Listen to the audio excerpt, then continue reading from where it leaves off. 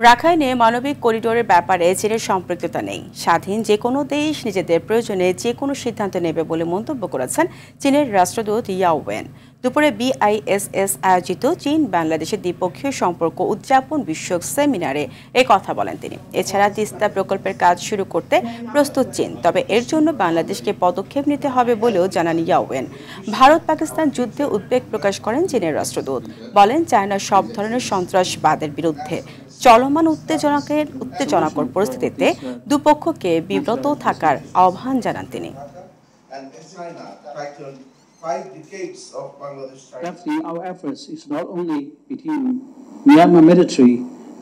যতদূর জানি, রাখাইনে মানবিক করিডোরের সঙ্গে মিয়ানমার রাখাইন আর্মি ও বাংলাদেশ জড়িত। এখানে চীন জড়িত নেই। বাংলাদেশকে অবশ্যই অভ্যন্তরীণ বিষয়ে অন্য রাষ্ট্রের হস্তক্ষেপ থেকে মুক্ত থাকতে হবে এবং নিজেদের বিষয়ে স্বাধীনভাবে সিদ্ধান্ত নিতে হবে।